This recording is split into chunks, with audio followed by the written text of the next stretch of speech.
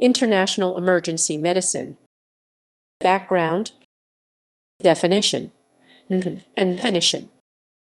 The most commonly accepted definition of international emergency medicine is that it is the area of emergency medicine concerned with the development of emergency medicine in other countries.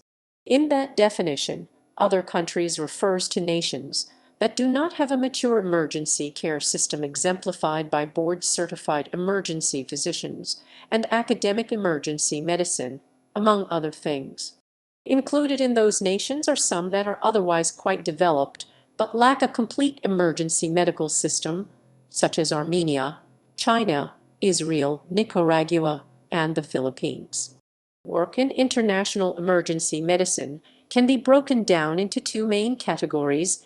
One, the promotion of emergency medicine as a recognized and established specialty in other countries, and two, the provision of humanitarian assistance. William Burdick, Mark Oswald, and Kenneth Iserson have criticized the above definition as oxymoronic, given the international nature of medicine and the number of physicians working internationally. From that point of view, international emergency medicine is not solely about development of emergency medical systems, but is instead better described as the training required for and the reality of practicing the specialty outside of one's native country. History. Emergency medicine.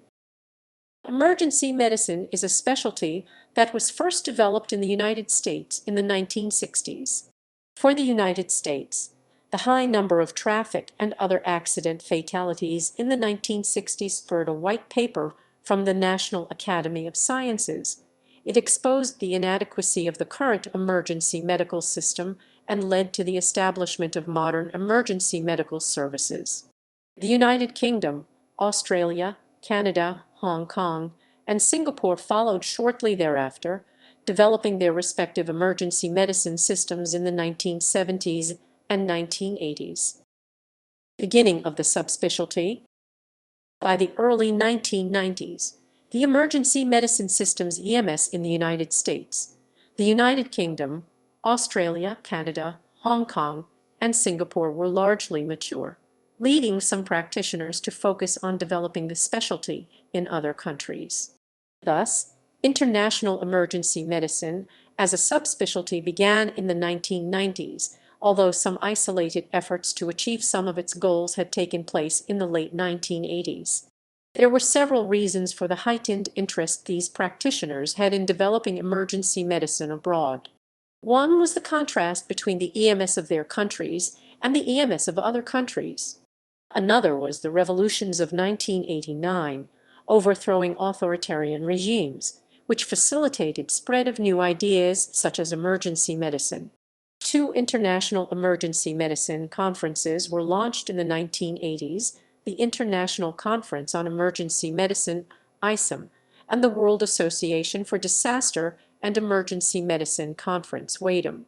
ISEM was founded by the International Federation of Emergency Medicine, while WADEM was started by an organization of the same name.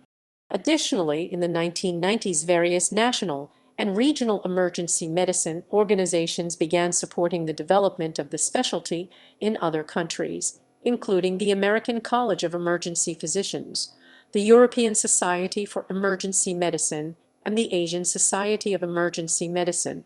Furthermore, countries without mature EMS began taking more interest in developing them. One reason for this interest was the overall improvement in healthcare in these countries. Another was the increasing urbanization taking place worldwide and the corresponding shift of focus from infectious diseases to trauma and cardiorespiratory diseases, which are better managed by emergency medicine than prevention. In addition to these developments, the aging population in many countries has led to an increased need for emergency medical services. Also, American popular culture, particularly television shows, and the demonstrated success of emergency medicine in countries with mature EMS both led the public in many countries to expect better emergency medical care. International emergency medicine organizations, whether focused on relief or development, have also contributed to the growth of the subspecialty. Relief organizations, such as Doctors Without Borders or Amory Cares, serve countries that do not have mature EMS when health catastrophes occur. These organizations also serve to enhance the specialty's image in the international public eye. Some development organizations, such as Emergency International or the International Federation for Emergency Medicine, help establish and develop emergency care systems in other countries by providing ongoing educational and organizational assistance. Emergency medicine in the developing world. Motor vehicle crashes were a major factor that led to the development of emergency medicine in the United States, the United Kingdom, Australia, Canada, Hong Kong, and Singapore, and they are a major factor leading countries to develop their own emergency medical systems today. Such crashes represent a leading cause of death for adolescents and young adults, with the majority of deaths occurring in the developing world. In recent decades, while traffic fatalities have declined in industrialized nations, they have been on the rise in developing ones. Furthermore, developing nations tend to have a higher proportion of fatalities per number of vehicles for various reasons, including lower safety standards for vehicles. The lack of available emergency care in many developing countries only serves to exacerbate this problem. This higher rate of accident mortality per vehicle exists despite the fact that there are fewer cars in Asia and Africa than in the West. Adero et al. Argue that this shows a need to improve emergency medical care. Emergency medical care applies to other acute health problems as well. Many illnesses with time-sensitive elements are common in developing countries, including severe infections, hypoxia caused by respiratory infections, dehydration caused by diarrhea, intentional and unintentional injuries, postpartum bleeding, and acute myocardial infarction. These are potentially life-threatening conditions, yet effective treatment is often unavailable for much of the world's population. For instance, a 2008 study of medical systems in Zambia published by the International Anesthesia Research Society found that only 50% of hospitals had an emergency medical system that transported patients. Just 24% of ambulances carried oxygen, with only 40% carrying drugs of any kind. Furthermore, only 29 intensive care beds were available in all of the hospitals surveyed, and these were only found in major hospitals. This implies that the majority of critically ill patients are receiving care in general hospital wards. Anderson et al. Argue that, aside from acute care, emergency medicine can also play a significant role in public health. Vaccinations for many diseases such as diphtheria, tetanus, and pertussis can be administered by emergency departments. Patients can be targeted for specific interventions such as counseling for substance abuse, and conditions like hypertension can be detected and treated. Emergency departments are excellent locations to train healthcare providers and to collect data because of the high number of patients. Emergency medicine also improves public health by preventing secondary disease developing from an initial presentation, initial symptoms, and it serves as the first line of defense in disaster scenarios. Models of emergency care. There are two primary models of emergency medicine: the Anglo-American model, which relies on bringing the patient to the hospital, and the Franco-German model, which operates through bringing the hospital to the patient. Thus, in the Anglo-American model, the patient is rapidly transported by non-physician providers to definitive care, such as an emergency department in a hospital. Conversely, the Franco-German approach has a physician, often an anesthesiologist, come to the patient and provide stabilizing care in the field. The patient is then triaged directly to the appropriate department of a hospital. The Anglo-American model is seen in nations such as Australia, Canada, Ireland, New Zealand, the United Kingdom, and the United States, while the Franco-German model is found in European countries such as Austria, France, Germany, Poland, Portugal, and Russia. Most developing emergency medical systems, including those of China, Japan, the Philippines, South Korea, and Taiwan, have been established along Anglo-American lines, but little work exists to establish the advantage of either system.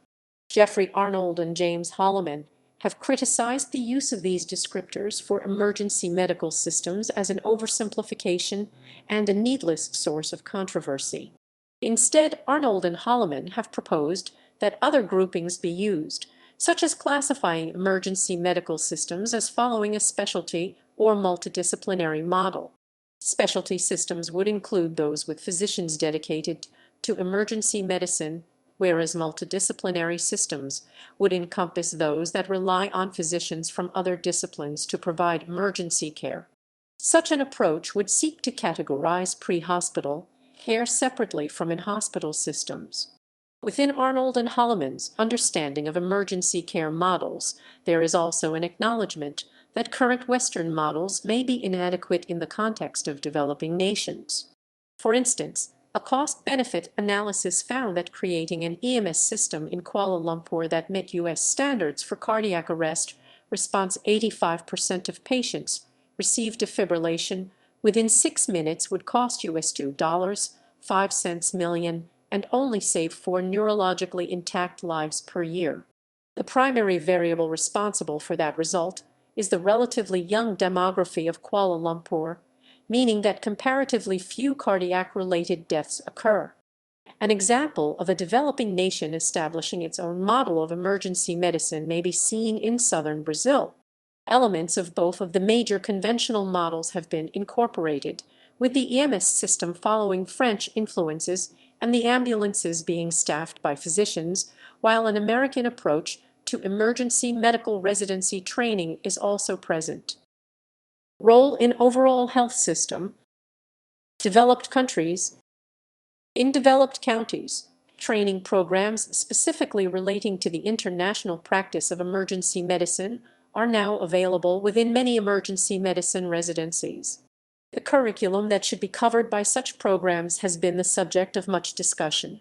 Patient care, medical knowledge, practice-based learning, communication skills, professionalism, and system-based practice are the basic 6 competencies required of programs approved by the Accreditation Council for graduate medical education, but the application of these goals can take many forms.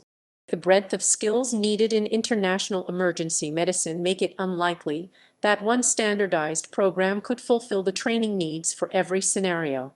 An Australian study found that the primary topics covered by U.S. fellowship programs were emergency medicine systems development, humanitarian relief, disaster management, public health, travel and field medicine, program administration, and academic skills. Its authors argue that attempting to cover all of those areas may be unrealistic and that a more targeted focus on acquiring necessary skills might be more productive. After such training is completed, or even without any EMS training, working in or visiting other nations is one way physicians can participate in international emergency medicine. Some physicians choose to pursue their careers overseas, while others opt for shorter trips. For example, a team of U.S. physicians spent 7 months helping establish a new emergency department and emergency residency program in Hangzhou, China. Such exchanges can be mutually beneficial. For instance, 23 to 28% of all physicians in Australia, the United States, the United Kingdom, and Canada received their training at medical schools outside of the country in which they currently practice. Developing countries. The experience of international emergency medicine in developing countries is in some ways the opposite of that of developed ones. As of the 2000s, developing countries are attempting to establish effective systems of care and recognized specialty programs with assistance from healthcare providers from the developed world. In 2005, the process of development usually begins in academia and patient care, followed by administrative and economic concerns, and finally health policy and agendas. Given the limited resources of many developing nations, funding vitally affects how emergency medicine fits into the health system. Preventive care is a crucial part of healthcare in developing countries, and it may be difficult to budget for emergency medicine without cutting into those resources. This is a particular problem for poor nations such as Zambia, which had a per capita health expenditure of $23 in 2003. Regardless of the amount of preventive care available, health problems requiring immediate attention will still occur, and emergency medical programs could increase access to care. Kabusing et al. Argue that expanding emergency medicine does not need to be unreasonably expensive, particularly if developing countries focus on low-cost but effective treatments administered by first responders. Initiatives to expand emergency medicine. Curriculum development. Hobwood et al. Argue that one key component in equipping nations to develop emergency medical systems is to identify the aspects of training that are essential for healthcare providers. In their view, a standard curriculum is useful for identifying core issues, even if countries have very different needs and resources. To address this goal, the International Federation for Emergency Medicine developed a model curriculum in 2009. This initiative seeks to provide a minimum basic standard that can be tailored to the specific needs of the various nations implementing training in emergency medicine. It is targeted towards all medical students in order to produce a minimum competency in emergency care for all physicians, regardless of their specialty. Transferring knowledge. Countries with decades of experience in comprehensive emergency medical systems have expertise that nations that are just beginning emergency medical programs lack. Thus, there exists considerable opportunity for the transfer of knowledge to assist newly founded programs. Such transfers may be made either from a distance or in person. For instance, the International Emergency Medicine Fellowship at the University of Toronto sent a 3-person team to Cluj-Napoca, Romania, to promote the local development of emergency medicine. An assessment of the present status was performed that identified targets for improvement in physical plant organization and patient flow, staffing, staff education, equipment, medication and supplies, and infection control practices. Following these designations, plans regarding these areas were collaboratively drawn up and then implemented, partially through international exchange trips. Another conduit for the transfer of knowledge is the International Conference on Emergency Medicine, a conference held every 2 years for worldwide emergency physicians by the International Federation for Emergency Medicine, IFEM. In 2012, the conference took place in Dublin, Ireland.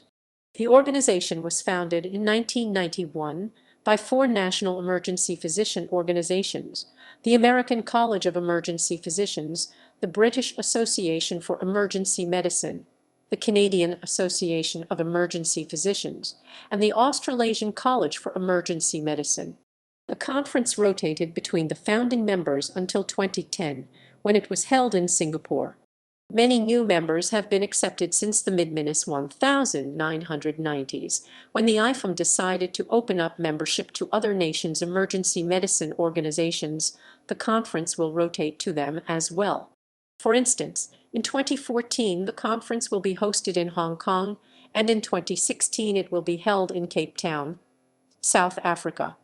There are other conferences on international emergency medicine as well, including the one that the World Association for Disaster and Emergency Medicine (WADEM) has held every 2 years since 1987.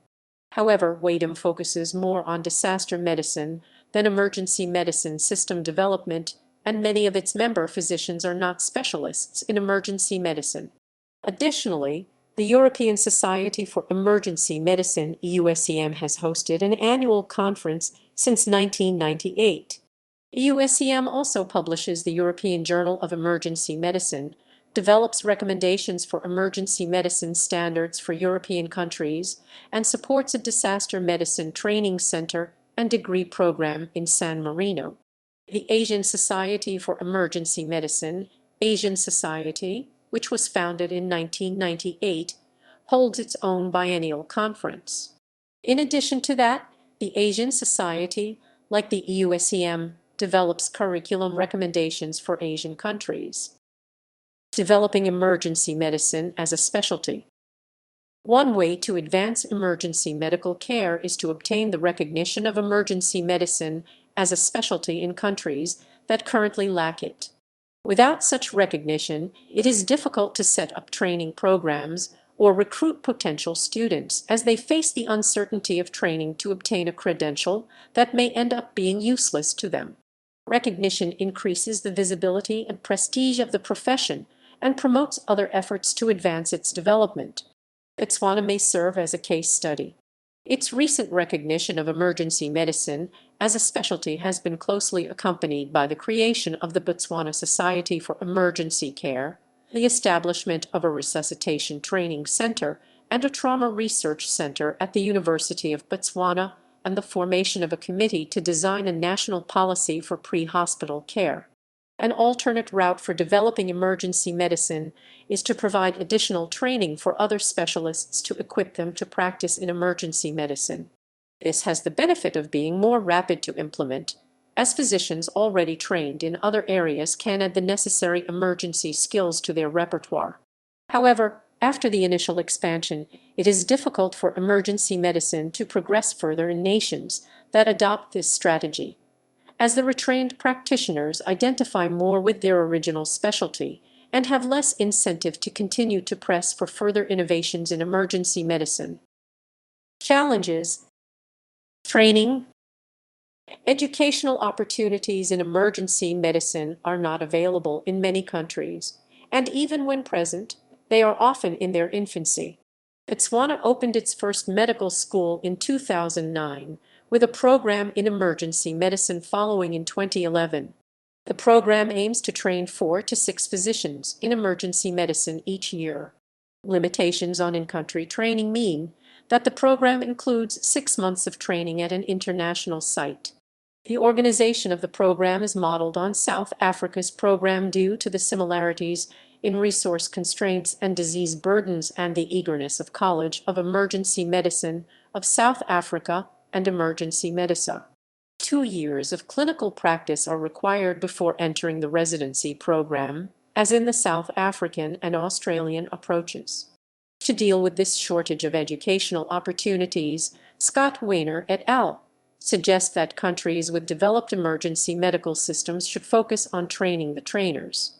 This, he believes, is a sustainable approach to promote the development of emergency medicine worldwide. It works by sending developed country healthcare workers to equip a small group of trainees with the necessary skills to then go on and teach the concepts to others. As such, it may be able to leverage the insights of developed emergency medical systems while remaining sustainable, as the newly trained trainers continue to spread the knowledge. The Tuscan Emergency Medicine Initiative is an example, with physicians from other specialties currently working in emergency departments being taught how to teach a new group of emergency medical specialists. Emergency transport. The limitations on resources available in developing countries are particularly evident in the area of emergency transport. Ambulances, the developed country standard, are costly and not practical for the road conditions present in many countries. Indeed, there may be no roads at all. One study found that modes of transport as diverse as motorboats, canoes, bicycles with trailers, tricycles with platforms, tractors with trailers, reconditioned vehicles, and ox carts were used for emergency transport. In more advanced developing countries, establishing ambulance transport systems is more feasible, but still requires considerable expertise and planning. Prior to 2004, Pakistan did not have an organized emergency medical system. In that year, Rescue 1122 was launched as a professional pre-hospital emergency service, and it has managed to achieve an average response time of 7 minutes, comparable to that of developed nations. Some of the critical factors in its success included local manufacture of vehicles, training instructors to certify emergency medical technicians, adopting training materials to the local context, and branching out to include fire and rescue service response under a united command structure. Resources. The vital nature of coping with the lack of resources available in international emergency medicine may be seen in the proportion of scientific articles that grapple with the topic. Of the top 27 articles identified by a review of the International Emergency Medicine literature from 2010, 14 were classified as dealing with the practice of emergency medicine in resource-constrained environments. A new dimension of thought is that of the isolated subject of technology for trauma care as published in the World Journal of Surgery by Mihir Shah et al. Topics covered included the use of the Broslow tape as the best estimate for children's weight, green bananas as an effective treatment for diarrhea, and misoprostol as a potential alternative for postpartum hemorrhage when oxytocin is not available. Lack of research, search.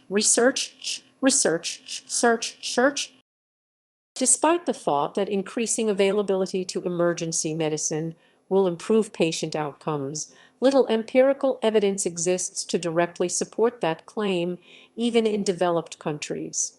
Between 1985 and 1998, only 54 randomized controlled trials related to emergency medical services were published, implying that much of the current standard of care rests upon meager support. A similar lack of direct proof exists for the effectiveness of international assistance in promoting emergency medicine in other countries. Although it may seem that such efforts must improve health, the failure to quantify international emergency medicine's impact renders it more difficult to identify the best practices and target areas in which the most benefit may be achieved. A development in recent years that seeks to address these issues has been termed evidence-based medicine. As its name suggests, this approach strives to rigorously study the effects of different interventions instead of relying on logic or tradition. Jeffrey Arnold argues that its application worldwide could lead to the boon of sharing best practices between emergency medicine practitioners in various countries, thus advancing the current standard of emergency care. References